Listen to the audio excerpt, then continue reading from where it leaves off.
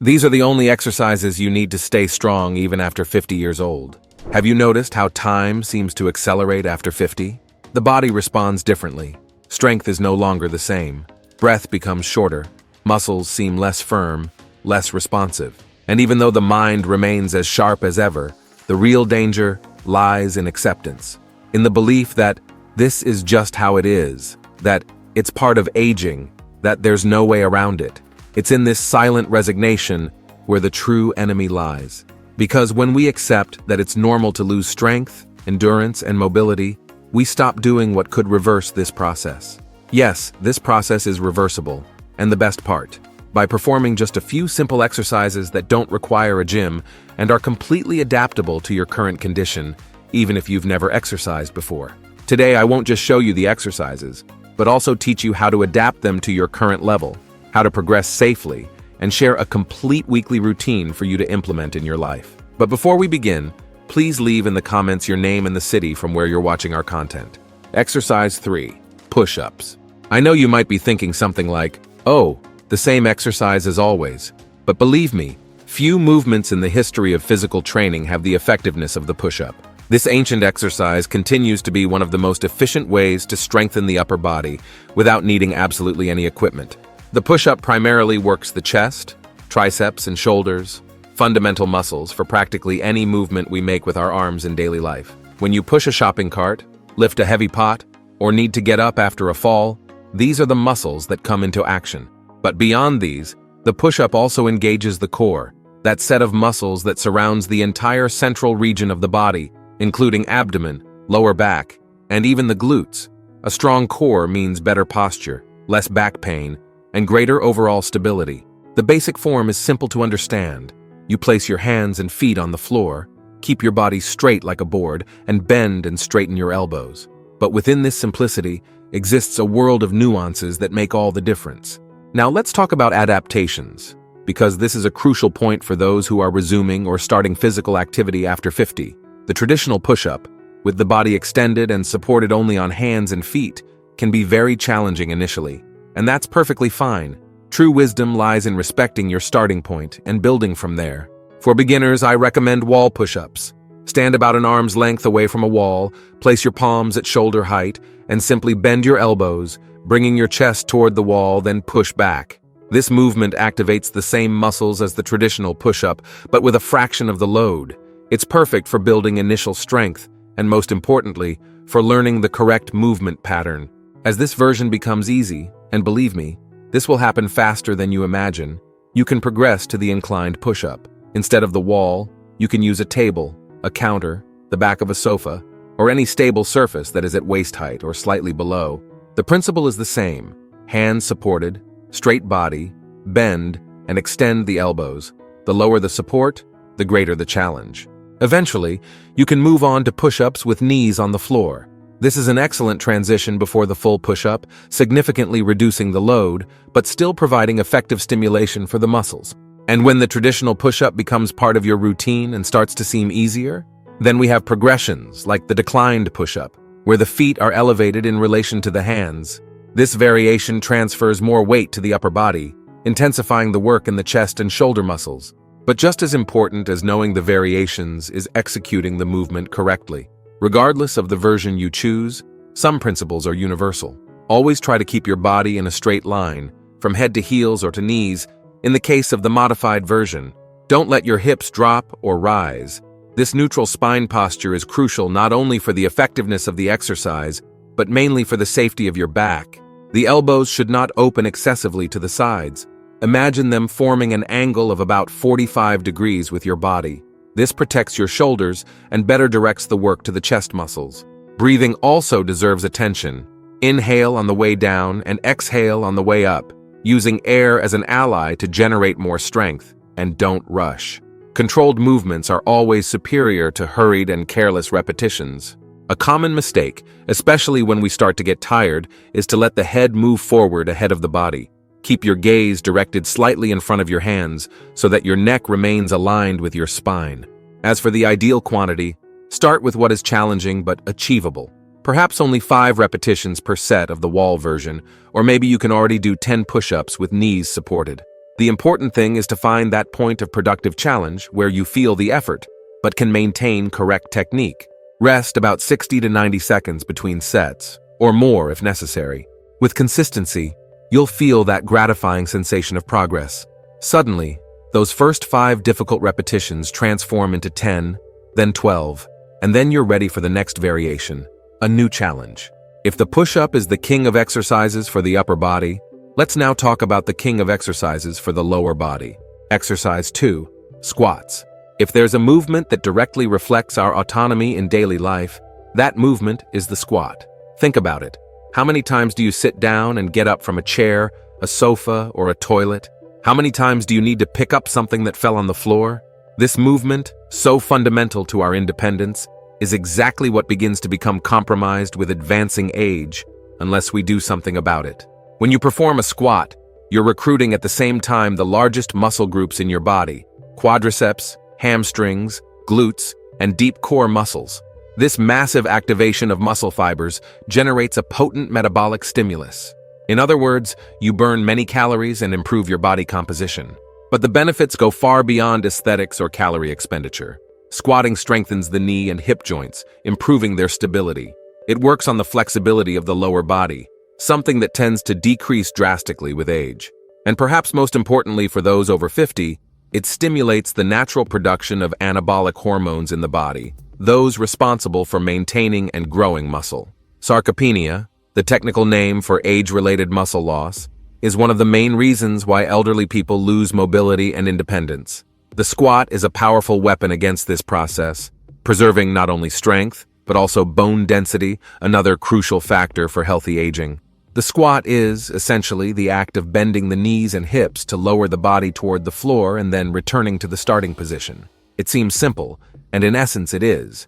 But just like with push-ups, the squat has several versions that can be adapted to your current level of conditioning. If you're resuming physical activity after many years, start with the assisted squat. Use a stable support, like the back of a sturdy chair, to help maintain balance as you go down and up. The movement should be controlled, unhurried. As your confidence and strength increase, you can progress to the free squat without support. And eventually, to increase the challenge, you can incorporate elements like holding light weights. Water bottles are great to start with, or just increasing the number of repetitions is already a way to progress.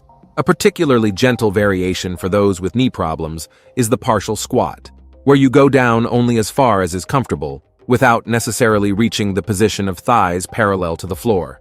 With time, and as mobility and strength improve, you will naturally be able to increase the range. As for proper execution, some points are essential. Your feet should be approximately shoulder width apart, with toes pointing slightly outward. As you descend, imagine you're sitting in a chair that's right behind you. This helps move the hips backward, protecting the knees. Keep your chest lifted and spine in its natural curve, neither excessively arched nor completely straight. The knees should follow the direction of the toes, without collapsing inward. If this happens, it's a sign that you need to strengthen the hip stabilizer muscles, something that the squat itself will help resolve over time. A very common mistake is letting the heels lift off the floor during the movement. This usually indicates a lack of flexibility in the ankles and unbalances the entire exercise. If you notice this happening, you can place a small support, like a folded towel, under your heels, while working in parallel on ankle mobility. Inhale as you descend, expanding your abdomen, and exhale forcefully as you rise, especially in the most difficult part of the movement. This technique, called diaphragmatic breathing, not only provides more oxygen to the muscles, but also helps stabilize the spine. The squat allows a slightly larger volume than the push-up, since the leg muscles are naturally more resistant to fatigue. For beginners over 50 years old, 2 to 3 sets of 10 to 15 repetitions is an excellent starting point. As your endurance increases, you can progress to 3 to 4 sets. The rest time between sets can be 90 to 180 seconds, depending on your cardiovascular condition. Don't be surprised if you feel your heart racing and your breathing more intense after a set of squats, needing a longer rest. This is normal and, in fact, is part of the benefit of this exercise for cardiorespiratory health. With regular practice, you'll notice not only an increase in leg strength, but a significant improvement in daily activities, such as climbing stairs or getting up from low seats. It's as if the body remembers how to move efficiently and confidently. By integrating the squat with our first exercise, the push-up, we're already working a large part of the body's musculature. But an essential element is missing: the strengthening of the central region, the core. But before we continue to the exercise that will work this important part, don't forget to subscribe to the channel.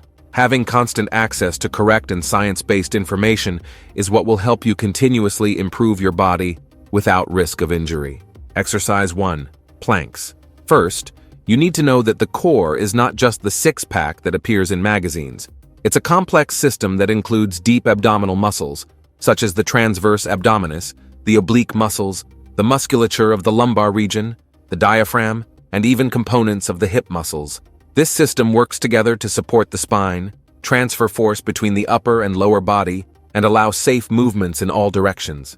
With aging, the loss of tone in these deep muscles is directly related to problems such as chronic lower back pain, balance difficulties, and even urinary incontinence.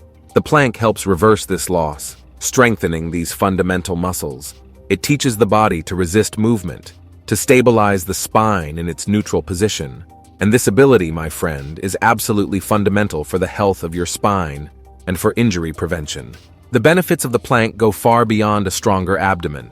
You'll notice improvements in general posture, reduction of back pain, greater ease in daily activities that require stability, and even in the efficiency of other exercises, such as the push-up and squat we've already discussed. The basic version of the plank is performed in a 4-point position, as if you were going to do a push-up, but supporting your forearms on the floor instead of your hands.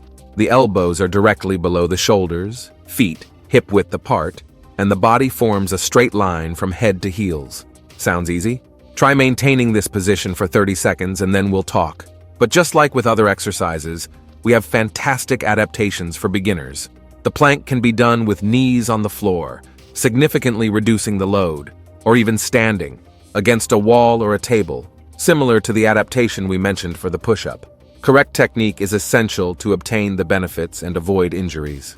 Some key points to observe: maintain the neutral line of the spine, neither excessively arched nor completely straight. The position should be the one you would naturally assume if you were standing with good posture. Actively engage the core. It's not enough to just be in the position. Imagine you're pulling your navel slightly toward your spine without holding your breath. This conscious activation makes all the difference. The shoulders should be relaxed, away from the ears. It's common to elevate the shoulders toward the neck when we're under tension, but this diverts work from the core and can cause discomfort in the neck. Breathe steadily and in a controlled manner. The tendency is to hold the breath during isometric exercises like the plank, but this unnecessarily increases intra-abdominal pressure and impairs execution. A very common mistake is letting the hips drop toward the ground, which creates excessive curvature in the lumbar region. Another frequent error is elevating the hips. Both positions compromise the correct work of the core and can overload other structures. As for sets and repetitions, the approach for the plank is a bit different. As it's an isometric exercise, we work with time instead of repetitions. For beginners, 3 sets of 10 to 20 seconds, with rest of 45 to 75 seconds between them, is a good start. As your endurance increases, you can increase the time of each set to 30, 45, 60 seconds.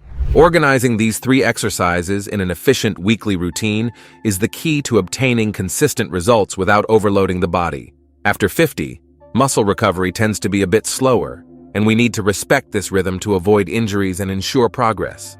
The ideal is to perform each exercise 2 to 3 times a week, allowing at least 48 hours of recovery between sessions that work the same muscle groups. This means we can create a training routine on alternate days, or if you prefer to train on consecutive days, alternate the focus of the exercises.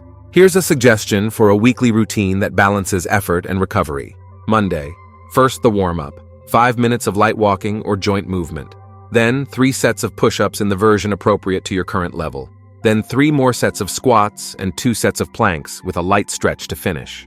Tuesday, active recovery day. A 20 to 30-minute walk at a moderate pace or light mobility exercises are excellent options.